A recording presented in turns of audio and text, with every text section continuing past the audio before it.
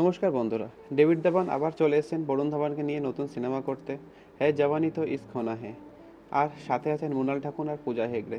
তো কেমন হলো এই সিনেমা? 90s দশকের গোবিন্দাকে ম্যাচ করতে পারলো আমাদের বরুণ ধাবান? আজ সেই কথাই বলবো। তো সিনেমায় প্রথমেই দেখানো হয় বরুণ ধাবান আর মৃণাল ঠাকুর দুজনে বিয়ে করেন এবং বরুণ ধাবানের চাই বাচ্চা, কিন্তু মৃণাল ঠাকুর কেরিয়ারে ফোকাস করছে, সেই জন্য সে বাচ্চা চায় না। এটাই হলো সিনেমা স্টোরি, তাই জন্য তারা বিচ্ছেদ নিয়ে নেয়। আর তখন বরুণ ধাবানের সাথে পরিচয় হয় পূজা হেগড়ের। আর ঘটনাচক্রে দুজনেই প্রেগনেন্ট হয়ে পড়ে, মানে পূজা হেগড়ে এবং মৃণাল ঠাকুর।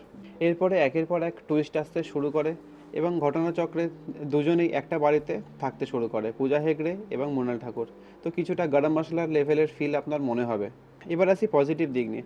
পজিটিভ দিক নিয়ে যদি বলি, সিনেমার শুধু লোকেশনটাই আমার ভালো লেগেছে, না আছে গল্পের কোনো মাথামুন্ডু, না কারোর অ্যাক্টিং। আমার সত্যিই কিছু ভালো লাগেনি। আর 90s দশকের যে গানগুলো ব্যাকগ্রাউন্ডে চলতে থাকে মাঝে মাঝে, সেইগুলো আপনার ভালো লাগবে।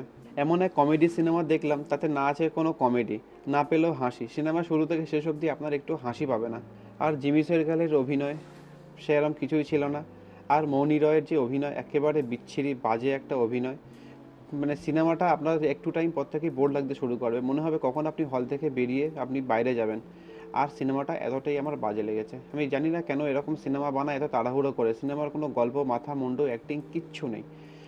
আমি জানি না আপনারা সিনেমাটা দেখেছেন কি না। যদি দেখা হয়ে থাকে তো কেমন লেগেছে আমাকে কমেন্টে জানাবেন। ভিডিও ভালো লাগলে লাইক কমেন্ট সাবস্ক্রাইব করে পাশে থাকবেন। Thank you.